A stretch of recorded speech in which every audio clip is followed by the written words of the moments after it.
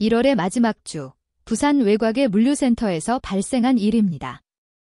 새벽 1시가 지나고 박도연은 12시간 이상의 운전으로 피곤한 몸을 이끌고 고속도로 휴게소로 차량을 몰았습니다.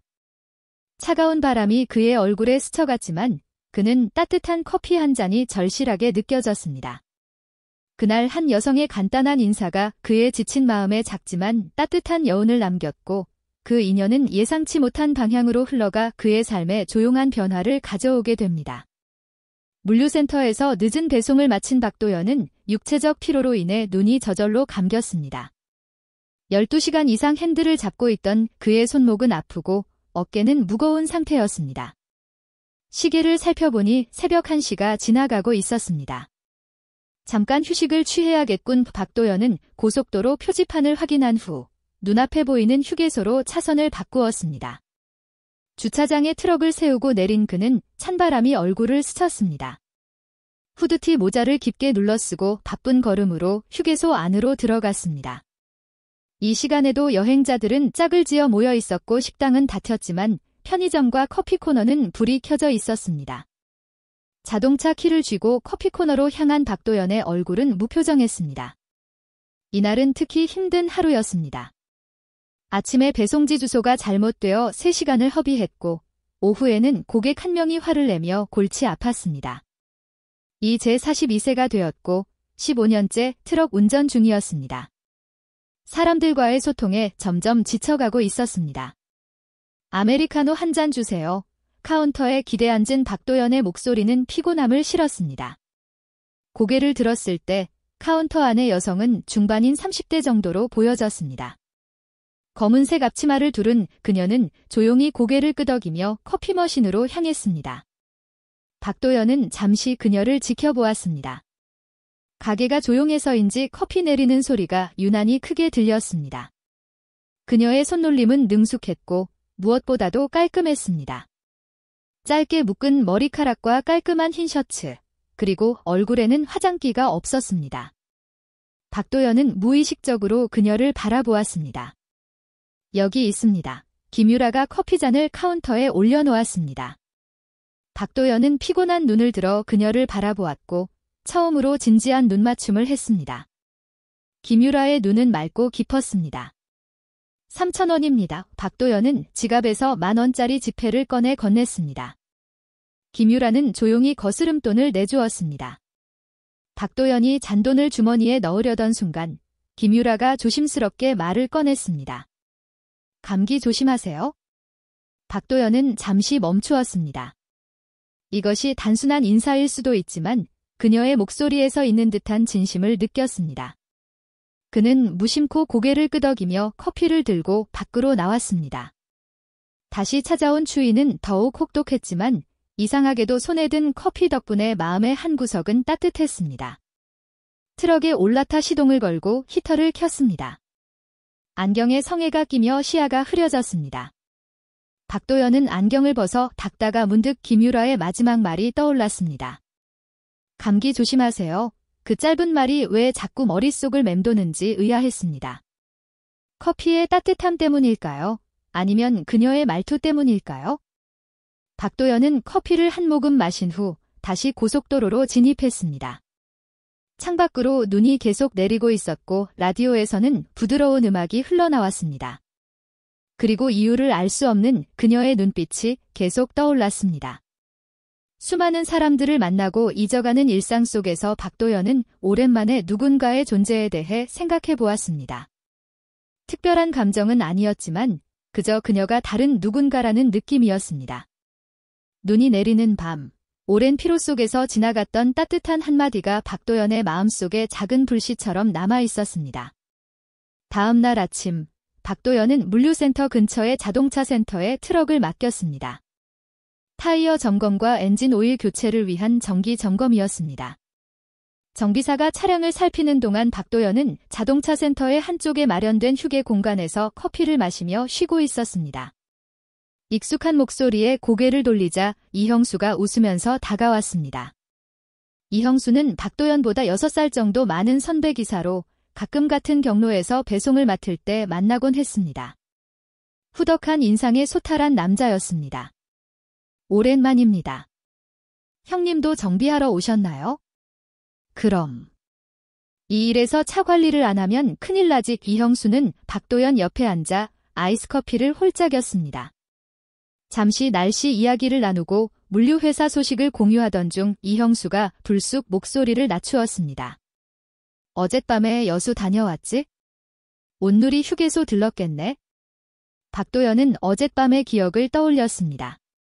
온누리 휴게소 맞아요. 그곳에서 커피를 마셨고 특별한 여성 직원도 만났어요. 네, 잠깐 들렀죠. 왜요? 그곳에 커피 파는 아가씨 알지? 나이 30 중반 정도. 박도연의 귀가 쫑긋하였습니다. 바로 어젯밤 만났던 그 여자에 대한 이야기였습니다. 그 아가씨 말인데 좀 이상하대. 박도연은 관심이 쏠렸습니다. 우리 동생이 그 휴게소 편의점에서 일하는데 그 여자가 밤중에 혼자 어딘가로 사라졌다가 돌아오는 걸 몇 번 봤다. 출퇴근 시간도 아닌데 말이야. 박도연은 살짝 눈썹을 찌푸렸습니다. 어젯밤 본 여자의 모습과는 전혀 어울리지 않는 이야기였습니다. 그녀는 차분하고 진중한 인상이었습니다. 그럴 수도 있지 않나요? 휴식 시간에 잠시 나갔을 수도 있으니까요. 이형수는 의미심장한 미소를 지으며 고개를 저었습니다. 그게 말이지, 휴게소 뒤편으로 몰래 빠져나가는 걸 봤대. 혼자가 아니라 누군가를 만나러 가는 것 같았다고. 박도연은 가벼운 웃음을 지으며 대화를 다른 쪽으로 돌렸습니다. 소문은 항상 부풀려지는 법입니다. 그러나 이상하게도 그 이야기가 머릿속을 떠나지 않았습니다. 저녁이 되어 다시 배송을 위해 트럭을 몰고 나가면서도 그 소문이 귓가에 남아 있었습니다. 해가 완전히 진 저녁 8시경 박도연은 다시 그 휴게소를 지나게 되었습니다. 일부러 그곳에 들르려 한 것은 아니었습니다. 그는 연료 게이지가 50% 이하로 내려간 것을 감지한 후 휴게소 쪽으로 방향을 바꾸었다. 연료를 보충한 뒤 잠시 쉬기 위해 주차장에 차를 세웠다. 핸들을 잡고 있던 손에서 털며 박도연은 무심코 휴게소 뒤쪽으로 눈길을 돌렸다. 그때 어둠 속에서 움직이는 형체를 목격했다. 직원 출입구로 보이는 곳에서 문이 열리고 누군가가 모습을 드러냈다. 박도연은 인스팅티브리 차 안에 숨어들었다. 가로등에 비대서 드러난 실루엣은 확실히 어젯밤 본 김유라였다. 그녀는 주변을 감시하듯이 천천히 머리를 돌렸다. 그리고 건물 뒤쪽으로 몇 걸음 걸어갔다. 박도연은 조용히 그 장면을 지켜보았다. 잠시 후 또 다른 그림자가 등장했다. 키가 크고 건장한 남자의 실루엣이었다. 그들의 대화는 들리지 않았지만 그들의 몸짓만으로도 둘 사이에 평범한 대화가 이루어지고 있지 않다는 점을 알 수 있었다. 남자는 손을 휘두르며 강경하게 무엇인가를 요구하는 듯했고 김유라는 고개를 흔들며 반응하고 있었다. 박도연은 차 안에서 조용히 목격할 수밖에 없었다. 남자의 격앙된 행동과 김유라의 방어적인 태도는 확연히 일상적인 대화가 아닌 것임을 암시했다. 그들의 대화는 5분가량 이어졌다. 마침내 남자는 손을 흔들며 어둠 속으로 사라졌다. 김유라는 잠시 그 자리에 머물다 천천히 내부로 돌아갔다. 박도연은 차 시동을 켜지 않은 채로 오랫동안 그 자리에 앉아 있었다. 박 기사의 말이 머릿속에 떠올랐다. 그녀가 밤중에 혼자서 어디론가 사라졌다 돌아오는 모습을 여러 번 목격했다는 얘기였다. 소문이 사실인 걸까? 박도연은 깊은 한숨을 내뱉었다. 남의 사생활에 관심을 갖는 것이 그에게는 불편한 일이었다.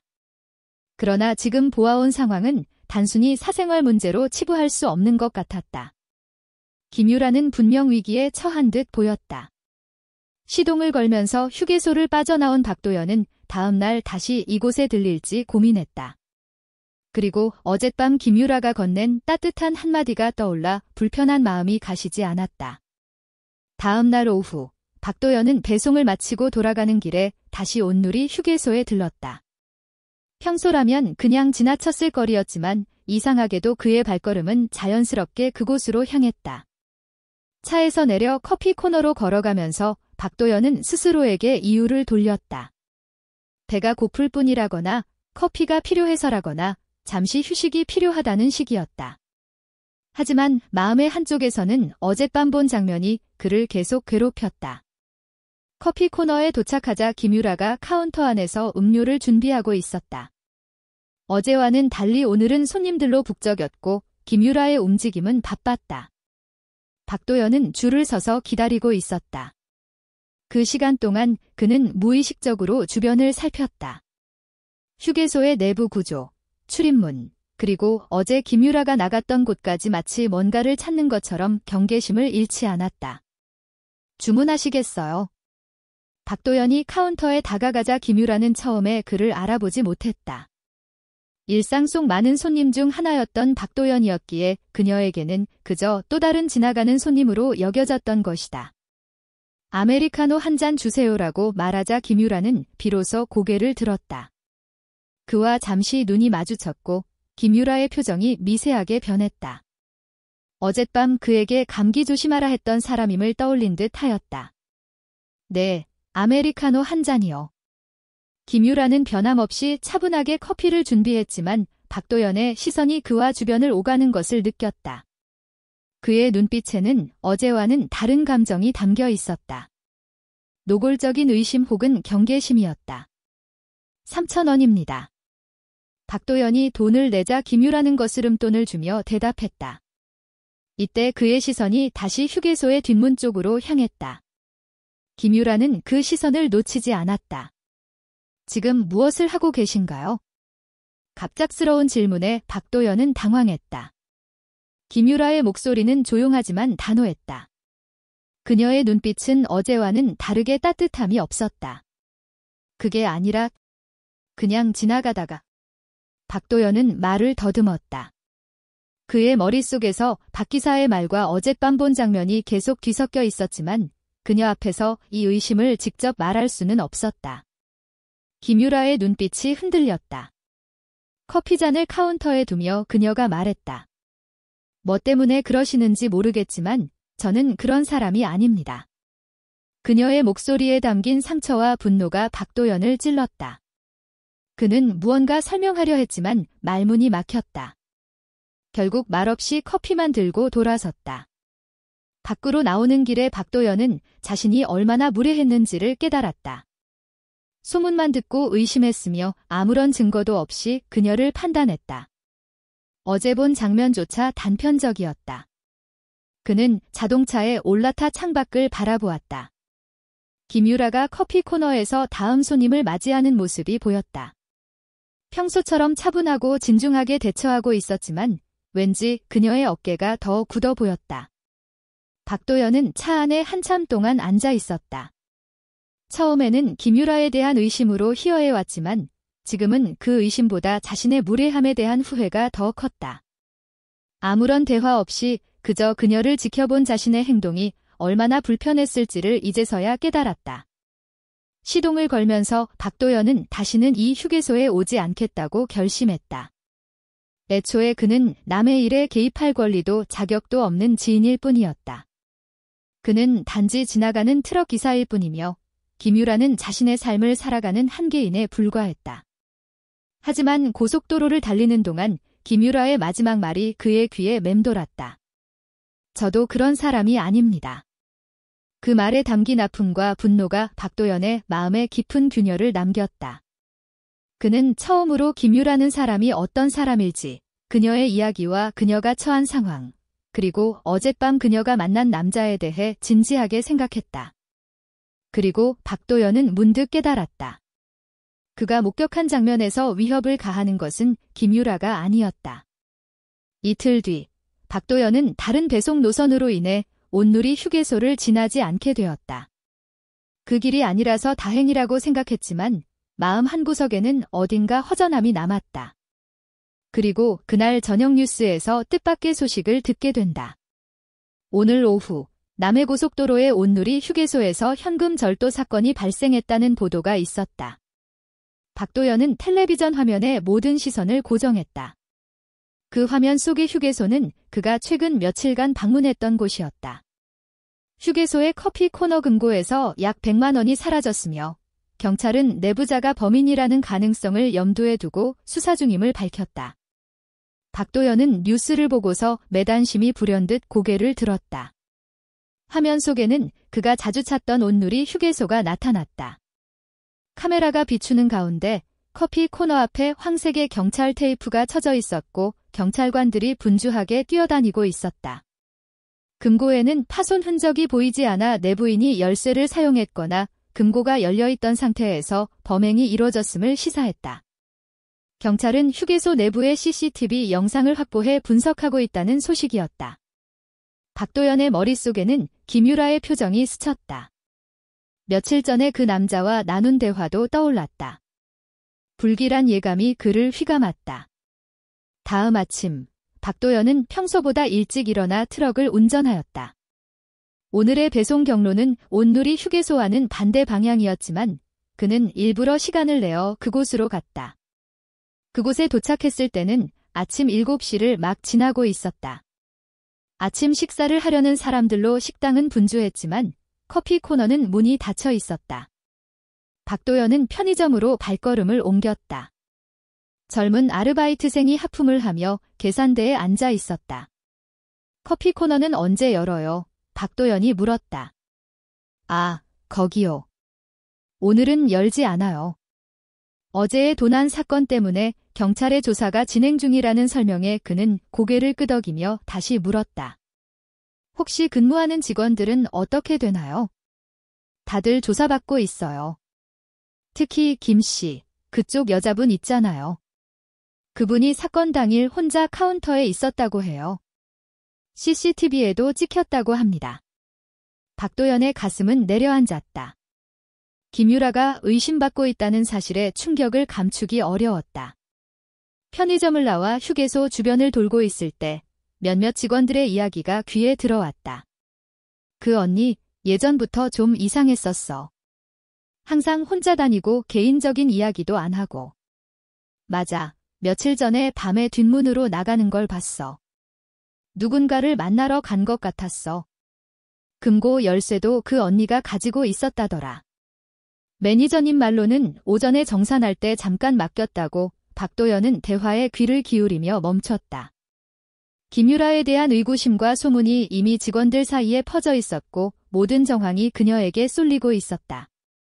CCTV에 혼자 있는 모습이 찍혔고 금고 열쇠를 소지하고 있었으며 밤에 누군가를 만났다는 점까지. 박도연은 그가 목격했던 장면이 떠올랐다. 김유라가 그 남자와 만났던 밤, 남자는 강압적으로 무엇인가를 요구하고 있었고 김유라는 거부하는 듯 했었다. 만약 그 남자가 그녀를 협박해 금품을 훔치게 했다면 혹은 그 남자가 직접 휴게소에 들어와 범행을 저질렀다면 그 순간 박도연은 차로 돌아와 핸드폰을 꺼냈다. 인터넷 검색창에 휴게소 도난 사건 신고라는 단어를 입력했다. 경찰서 번호가 나타났고 잠시 망설이던 그는 전화를 걸었다. 여보세요. 온누리 휴게소 도난 사건과 관련해 제보할 게 있습니다. 목소리가 떨렸지만 결심은 단단했다. 그는 자신이 본 장면을 최대한 상세하게 설명했다. 날짜와 시간, 김유라가 만난 남자의 특징, 그리고 둘 사이의 대화 분위기까지 이야기했다. 네, 알겠습니다. 직접 오셔서 진술해 주시면 좋겠습니다. 지금 오실 수 있을까요? 박도연은 오늘의 배송 일정이 떠올랐다. 시간이 빠듯했지만 이건 단순한 소문이나 의혹이 아닌 한 사람의 인생이 걸린 문제였다. 네, 지금 바로 가겠습니다. 경찰서에서 2시간 동안 진술을 마친 박도연은 서둘러 배송 업무로 돌아갔다. 무급한 개인 사정이 있었다고 변명했다. 하루 종일 배송을 하면서도 김유라의 모습이 그의 머릿속에서 떠나지 않았다. 그녀의 저런 사람 아닙니다 라는 말이 자꾸 귓가에 맴돌았다. 그날 저녁 배송을 마친 뒤 박도연은 다시 온누리 휴게소에 들렀다. 커피 코너는 여전히 문이 닫혀 있었다. 그는 관리사무소로 향했다. 죄송하지만 커피 코너에서 일하는 직원에게 전할 말이 있습니다. 관리사무소의 중년 여성이 그를 의심스러운 시선으로 바라봤다. 김유라 씨 말씀이신가요? 오늘은 출근하지 않았습니다. 경찰 조사로 인해? 박도연은 망설이다가 말했다. 제가 오늘 경찰서에 다녀왔습니다. 그분이 며칠 전 밤에 누군가와 만나는 것을 목격했어요. 그 남자가 그분을 협박하는 것 같았습니다. 관리사무소의 여성은 놀라며 말했다. 아, 당신이 경찰에 신고한 분이군요. 경찰에서 방금 연락이 왔습니다. CCTV 확인 결과 사건 당일 금고가 있는 곳에 낯선 남자가 들어간 장면이 발견되었습니다. 박도연의 가슴은 뛰기 시작했다. 그의 제보가 도움이 되었다는 사실에 마음이 가벼워졌다. 관리사무소를 나서면서도 그의 속마음은 김유라에 대한 걱정으로 가득했다. 그녀는 지금 어디에 있을까? 무사하기를 바랐다. 그리고 그 다음 날 예기치 않은 장소에서 김유라를 다시 만났다. 이튿날 아침, 박도연은 운전석에 앉아 오늘의 배송 경로를 점검하고 있었다. 물류센터 주차장에서 트럭의 시동을 걸려던 순간 창문을 두드리는 소리가 들렸다. 고개를 돌리자 뜻밖의 인물이 서 있었다. 김유라였다. 그녀는 검은 후드티를 입고 모자를 깊게 눌러쓰고 있었고 평소의 단정한 모습과는 거리가 있었다.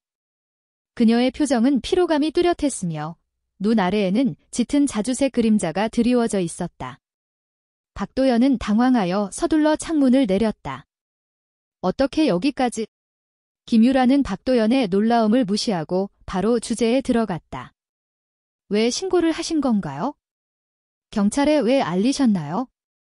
그녀의 목소리는 낮았지만 긴장감이 감돌았다. 박도연은 잠시 망설이다가 말했다. 그게 제가 목격한 것을 전해야 할 것 같았습니다. 당신이 누군가에게 위협을 당하는 것처럼 보였고 김유라는 깊은 한숨을 내쉬었다. 그녀의 눈빛에는 의심과 경계가 가득했다. 당신이 저를 어떻게 찾았죠? 찾은 건 아니에요. 그냥 경찰에 정보만 제공했을 뿐이에요. 당신을 의심했던 것은 사실이긴 한데 그날 밤에 본 일이 계속 마음에 걸렸습니다. 그 남자가 당신을 위협하고 있었으니까요. 김유라의 표정이 미세하게 변했다. 분노와 혼란, 그리고 약간의 안도감이 섞여 있는 듯 보였다. 경찰에서 물류회사의 이름을 알게 되었어요. 당신이 트럭 운전사라는 것도요. 그래서 이렇게 찾아온 겁니다.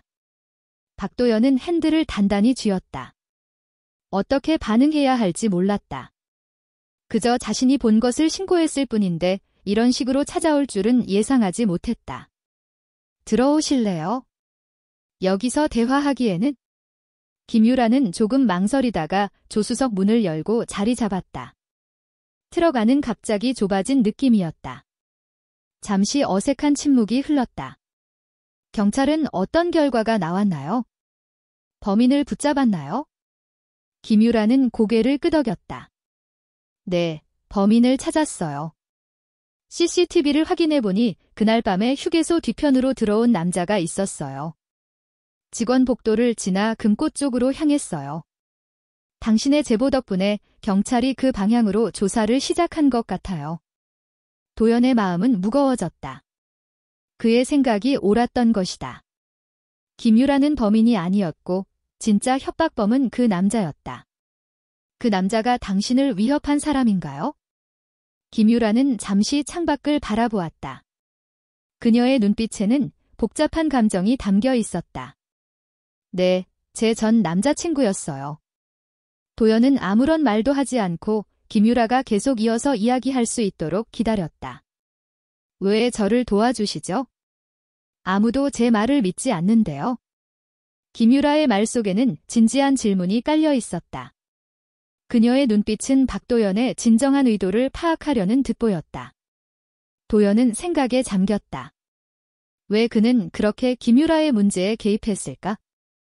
초반에는 단순한 호기심에 불과했지만 지금은 그의 마음이 점점 김유라에게 이끌리고 있었다.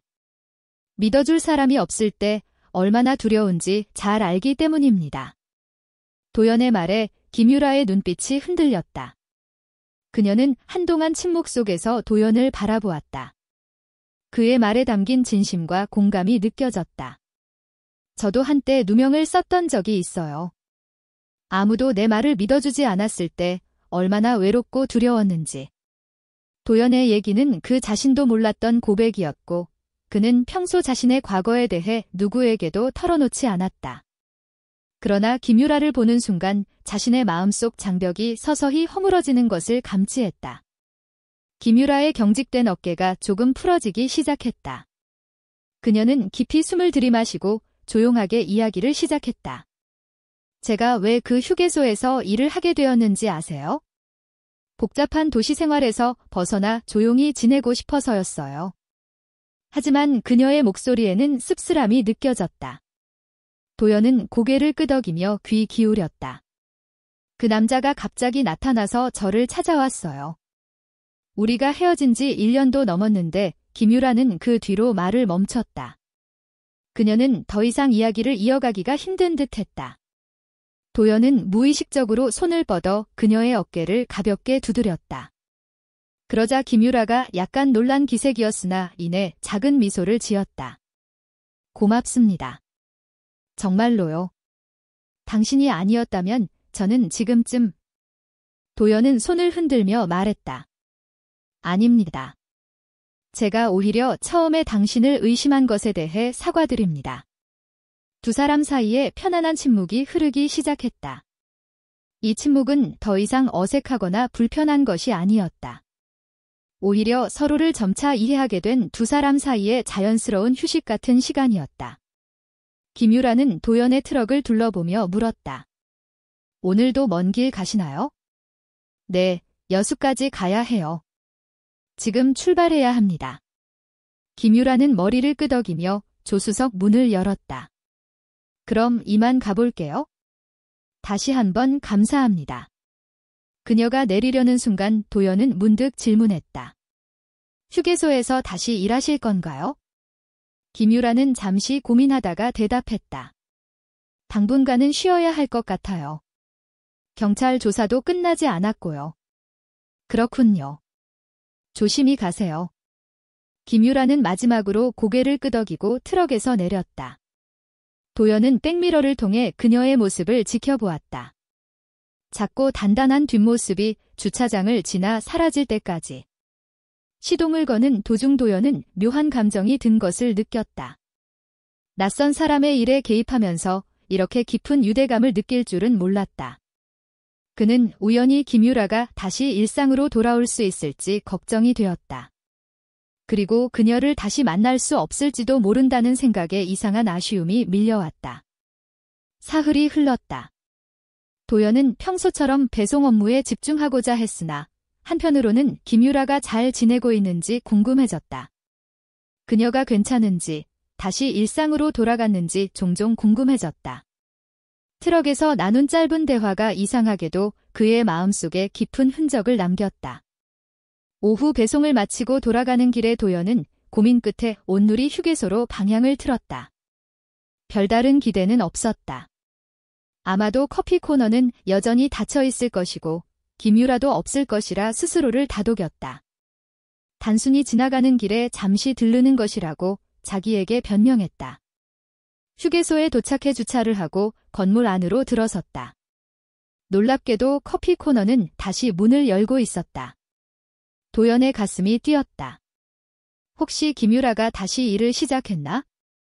그는 천천히 커피 코너로 걸어갔다. 카운터 안쪽에는 낯선 남성이 서 있었다. 젊은 남자였다. 도연은 잠시 주저하더니 커피를 주문했다. 그곳에서 일하는 여성은 어떤지 궁금해졌다. 그때 남자 직원이 미소를 지으며 대답했다. 김유라 씨요. 오늘은 휴가 중입니다. 내일부터 다시 출근하신다고 하셨어요. 도연은 마음이 좀 가벼워졌다. 김유라가 돌아온다는 것은 상황이 최소한 나아졌음을 의미했기 때문이다. 그는 커피를 받아들고 밖으로 나왔다. 주차장으로 걸어가던 도연은 휴게소 뒤편에서 그날 밤 김유라가 남자와 만났던 장소 근처에 누군가 서 있는 것을 발견했다. 가까이 가보니 김유라였다. 그녀는 담벼락에 기댄 채 하늘을 바라보고 있었다. 김유라 씨. 도연의 목소리에 김유라는 놀라서 고개를 돌렸다. 두 사람이 눈을 마주쳤을 때 그녀의 표정이 환해졌다. 아, 도연 씨. 어떻게 여기에? 그냥 지나가다 들렸어요. 내일부터 다시 일하신다고 들었어요. 김유라는 고개를 끄덕였다. 네, 경찰 조사가 모두 끝났고 관리자분이 오라고 하셔서요. 두 사람은 잠시 어색한 침묵을 나누었다. 도연은 어떻게 말을 시작해야 할지 몰랐다. 그는 그저 김유라가 괜찮은지 확인하고 싶었을 뿐이었다. 혹시 시간 괜찮으세요? 커피 한 잔 하실래요? 김유라의 제안에 도연은 놀랐지만 기꺼이 응했다. 두 사람은 휴게소 안의 작은 테이블에 마주 앉았다. 늦은 오후라 주변은 한산했다. 다시 한번 감사드립니다. 정말 고마웠어요. 김유라의 목소리는 부드러웠다.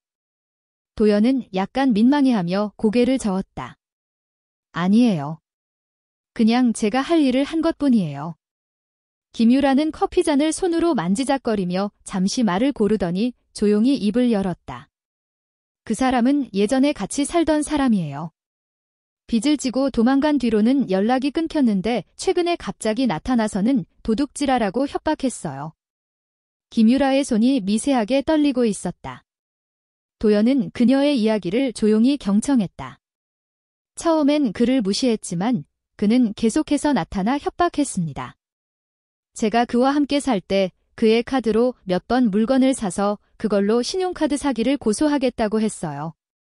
사실 그 당시에는 그가 허락해준 것이었는데 지금 와서 이렇게 말하니 김유라의 괴로움이 느껴졌다. 도연은 본능적으로 손을 내밀어 그녀의 손을 가볍게 잡았다가 부끄러워져서 손을 떼었다. 그리고 마침내 도난 사건이 발생했죠. 그날 그 남자가 저를 불러내고 카운터를 비운 사이에 금고를 털었어요. CCTV에 제가 홀로 남겨진 시간은 바로 그가 몰래 들어와서 위협했던 순간이었던 것입니다. 도연은 모든 상황이 이제야 명확해졌다. 김유라가 카운터를 비운 그 사이 그녀의 전 남자친구가 휴게소 내에 침입해 금고를 턴 것이었다. 그래서 아무도 당신을 믿지 않았군요.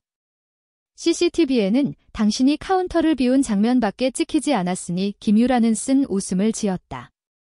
네, 게다가 금고 열쇠도 제가 가지고 있었어요. 모든 정황이 저를 가리키고 있었습니다. 도연은 가슴이 아팠다. 모든 증거가 김유라를 지목하고 있었지만 그녀는 억울한 누명을 쓰고 있었다. 그 남자는 지금 어떻게 되었나요? 체포됐다고 해요. 다른 범행도 여러 건 있었다고 들었어요. 제가 아니었다면 또 다른 피해자가 나왔을 거예요. 김유라의 표정은 안도감과 함께 씁쓸함이 어렸다. 도연은 잠시 침묵하다 조용히 말했다. 그럼 그때 내가 본 모든 것이 진짜였군요. 미안합니다. 의심해서. 김유라는 미소를 지으며 고개를 저었다. 아니에요. 오히려 감사해요. 당신이 그날 밤 본 것을 신고하지 않았다면 저는 여전히 용의자였을 거예요. 두 사람은 잠시 서로를 바라보았다. 김유라의 눈에는 더 이상 불안이나 경계가 없었다. 대신 따뜻한 감사와 안도감이 느껴졌다. 그런데 어떻게 그날 저를 봤나요? 당신도 매일 그 시간에 지나가나요? 도연은 민망하게 목을 가다듬었다. 아, 그게... 사실 소문을 들었어요. 당신이 밤에 몰래 나간다는? 김유라의 눈이 커졌다. 소문이요. 그래서 저를 지켜보러 오셨던 거군요. 도연은 얼굴이 붉어지는 것을 느꼈다. 처음에는 그랬습니다. 미안합니다. 제가 너무 경솔했어요. 예상과 달리 김유라는 웃음을 터뜨렸다. 그녀의 웃음소리는 청량하고 즐거웠다. 정말 웃기네요. 그런 소문이 있었다니. 휴게소 사람들이 참 심심했나 봐요. 도연도 함께 웃었다. 처음에는 어색했지만 점점 진정한 웃음이 나왔다. 두 사람 사이의 긴장감이 사라지고 편안한 분위기가 돌았다. 김유라는 커피잔을 비우고 시계를 확인했다. 이제 가봐야 할 것 같아요. 내일 일찍 출근해야 해서. 도연도 자리에서 일어났다. 저도 가봐야 합니다. 배송이 아직 남아서요. 두 사람은 함께 휴게소 입구까지 걸어갔다. 그때 김유라가 갑자기 멈춰서서 도연을 바라보았다. 도연 씨는 다시 이 휴게소에 오실 건가요? 도연은 잠시 생각한 끝에 대답했다. 네, 아마도요. 이제 이 경로로 자주 배송할 것 같아서. 김유라의 입가에 작은 미소가 피어났다. 그럼 다음에 또 봐요. 다음번에는 더 맛있는 커피를 대접할게요. 도연은 고개를 끄덕이며 미소 지었다. 두 사람은 각자의 길로 떠나면서 이상한 기대감과 따뜻함을 느꼈다. 트럭으로 돌아가는 길에 도연은 김유라의 웃음을 떠올렸다. 처음 만났을 때의 조용하고 진지한 모습과는 다른 밝고 경쾌한 웃음이었다. 이제야 그녀의 진정한 모습을 조금 볼 수 있어서 기쁘게 느껴졌다. 일주일이 지나고 도연은 토요일 오후 아들 도민우와 함께 차를 몰았다. 8살 도민우는 조부모 집에서 주말을 보내고 집으로 돌아가는 길이었다. 창밖의 경치를 감상하며 도민우이는 질문을 쏟아내기 시작했다. 아빠, 저 산은 몇 미터예요? 그 산에 호랑이가 살아요. 우리 집에서 여기까지는 얼마나 멀어요? 도연은 아들의 질문 하나하나에 미소 지으며 대답했다. 42살에 홀로 아이를 키우는 것은 쉽지 않았으나 도민우이와의 시간은 항상 소중했다. 배송 일정이 망해주 중에는 잘 챙겨주지 못했기에 이 주말만큼은 아들과 함께하는 시간을 소중히 여기기로 했다. 도민우야, 배고파. 잠시 후 휴게소가 나타나면 뭐 먹고 싶어? 도민우이는 잠시 고민하더니 대답했다. 아빠, 저는 햄버거가 먹고 싶어요. 도연은 고개를 끄덕였다. 그러다 문득 앞에 보이는 표지판을 확인했다. 다음 휴게소는 온누리 휴게소였다. 도연의 가슴이 살짝 뛰었다. 김유라가 일하는 곳이었기 때문이다. 그래, 저 휴게소에 가서 햄버거를 먹자. 휴게소에 도착해 주차한 후 도연은 도민우이의 손을 잡고 식당으로 향했다. 도민우이는 자유롭게 뛰어다니며 주변을 살펴봤다. 햄버거를 먹고 난 후 도연은 커피 코너를 무심코 바라보았다. 김유라가 있을까?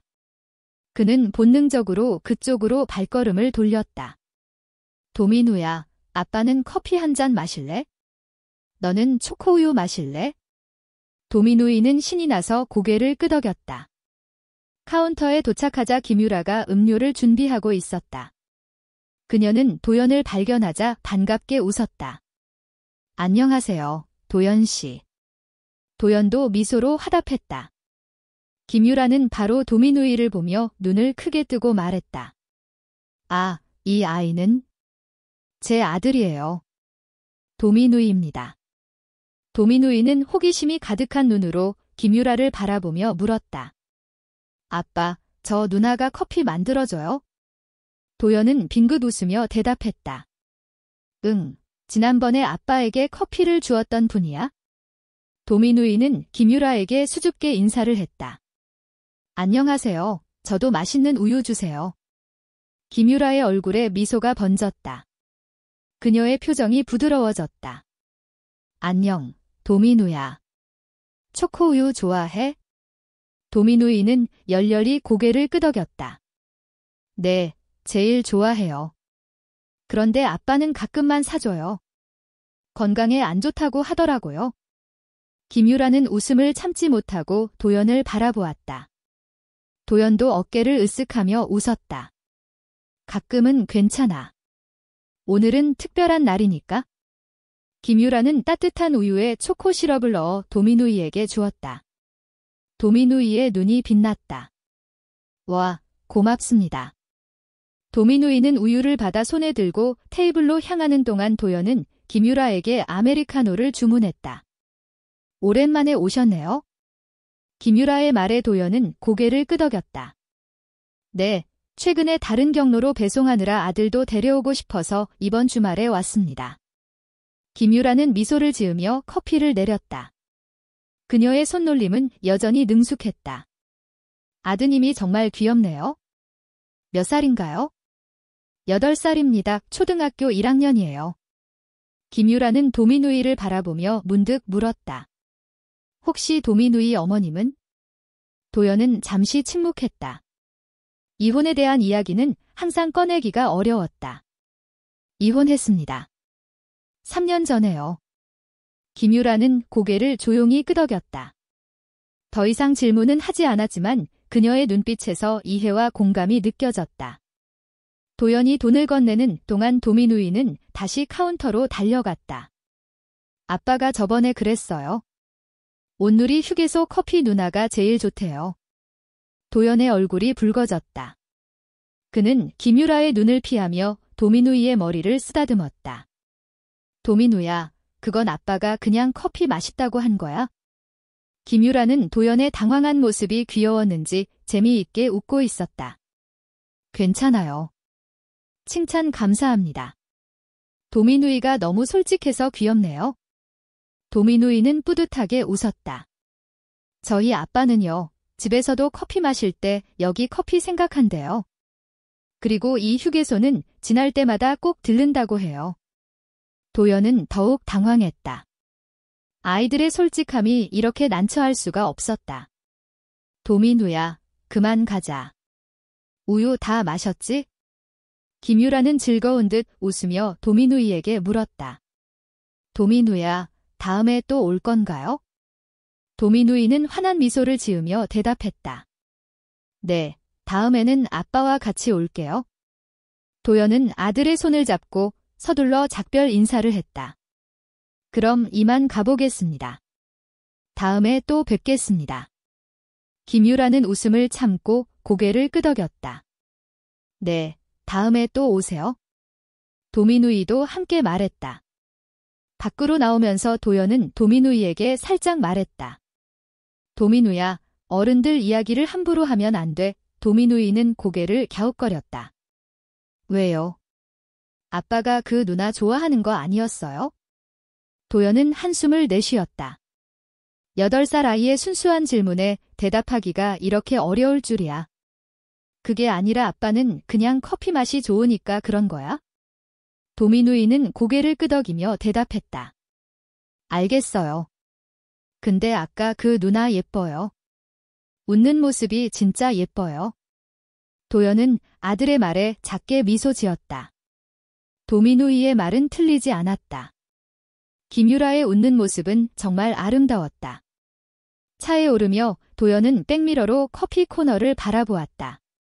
김유라가 그들을 바라보고 있었다. 도연은 손을 들어 인사한 후 차량을 출발시켰다. 도연은 자신도 모르게 미소가 지어졌다. 가을로 접어든 어느 토요일 오후, 도연은 주말 특별 배송을 마치고 온누리 휴게소에 들렀다. 이제 이곳은 그의 일상이 되어 있었다. 매주 2, 3회 코스를 지날 때마다 그는 커피 한 잔을 핑계로 김유라를 만났다. 그리고 그 시간은 언제나 도연에게 작은 즐거움이었다. 커피 코너에 다가가자 김유라가 반가운 미소를 지었다. 그녀의 얼굴은 도연을 마주할 때마다 점점 밝아졌다. 더 이상 경계하거나 의심하는 기색 없이 진심으로 반가워하는 모습이었다. 오늘도 아메리카노 한 잔이신가요? 도연은 고개를 끄덕였다. 몇 번의 만남을 거치면서 김유라는 그의 취향을 충분히 짚어냈다. 설탕 없이 약간 연한 아메리카노였다. 김유라는 도연의 기호에 맞춰 커피를 준비하기 시작했다. 오늘은 도미누를 데리고 오지 않으셨네요? 네, 친구 생일 파티 때문에 학교에 다녀오셨어요. 저녁에 데리러 갈 계획입니다. 김유라는 미소를 지으며 커피를 건넸다. 도연이 가방에서 지갑을 꺼내려 하자 김유라가 손을 저어 말했다. 오늘은 제가 살게요. 도연은 당황했지만 김유라는 단호하게 고개를 숙이며 밝혔다. 제 마음으로 드리는 것입니다. 도미누와 자주 찾아주셔서 정말 감사했어요. 도연은 잠시 망설이다가 고개를 끄덕였다. 커피 한 잔이었지만 김유라의 정성이 느껴져 기뻤다. 고맙습니다. 도연이 커피를 받고 테이블로 향하려는데 김유라가 불렀다. 도연 씨, 잠시 시간 괜찮으세요? 쉬는 시간이라서요. 도연은 놀라면서도 기쁜 마음으로 고개를 끄덕였다. 김유라는 앞치마를 벗고 카운터 밖으로 나왔다. 그녀는 도연이 앉아있는 테이블에 와서 마주 앉았다. 아, 이름도 제대로 물어보지 못했네요. 정김유라 씨 맞나요? 김유라는 잠시 놀란 듯하다가 미소를 지었다. 김김유라예요. 김씨입니다. 도연은 당황하며 웃음을 지었다. 아, 죄송합니다. 잘못 알고 있었네요. 두 사람은 서로를 바라보며 한동안 웃었다. 그 웃음 속에는 처음 만났을 때의 어색함이나 오해는 모두 사라져 있었고 오직 따뜻함과 친근함만이 존재했다. 그렇게 보면 우리는 참 이상하게 만났네요. 도연의 말에 김유라가 고개를 끄덕였다. 네, 정말 그렇죠. 제가 범인으로 의심받고 당신은 제가 어떤 사람인지 살펴보러 오고 그리고 지금은 도연의 말이 중단되었다. 지금 우리는 어떤 관계일까? 단순한 지인, 친구, 아니면 그보다 더 깊은? 김유라는 그의 망설임을 읽은 듯 부드럽게 미소를 지었다. 지금은 커피를 주고받는 사람 이상의 관계가 된 것 같아요. 도연의 가슴이 따뜻해졌다. 자연스레 그의 입가에도 미소가 퍼졌다. 저 혹시... 도연이 말을 꺼내려는 순간 김유라의 동료가 불렀다. 김유라 씨, 손님이 많아졌어요. 좀 도와줄 수 있을까요? 김유라는 아쉬운 표정으로 자리에서 일어났다. 죄송해요. 다시 일해야 할 것 같네요. 도연은 이해한다는 듯 고개를 끄덕였다. 괜찮아요. 저도 가야 해요. 도민우를 데리러 가야 하거든요. 김유라가 카운터로 돌아가려는 순간 도연은 용기를 내어 말했다. 김유라 씨. 김유라가 돌아보자 도연은 두근거리는 마음으로 말을 이어갔다. 다음에는 커피 말고 같이 식사할 의향이 있으신가요? 김유라의 눈이 살짝 커졌다. 그러면서 입가에 따뜻한 미소가 퍼졌다. 잠시 고개를 숙인 그녀는 다시 고개를 들어 도연의 눈을 마주쳤다. 네, 좋아요. 그 짧은 대답에는 커피 한 잔보다 훨씬 더 깊은 의미가 담겨 있었다. 도연의 마음속에 오래 간직해온 따스함이 꽃처럼 피어났다.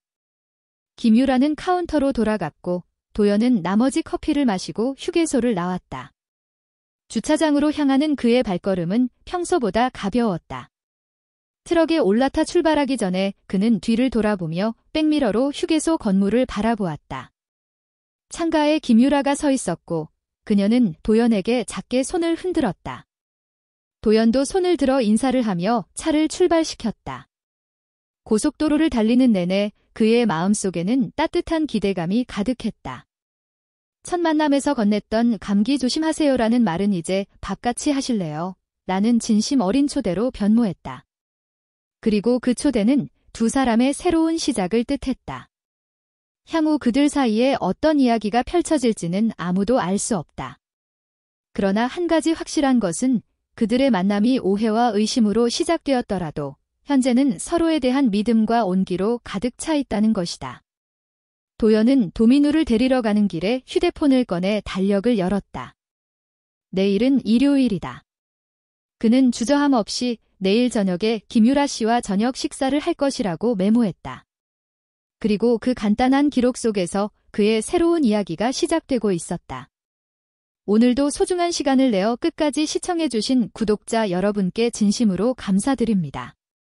감기 조심하세요라는 한마디로 시작된 이야기는 결국 밥같이 하실래요?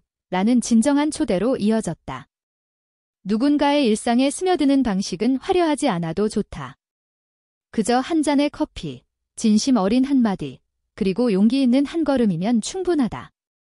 도연과 김유라의 이야기는 어쩌면 이제 진정한 시작일지도 모른다. 반전 있는 인생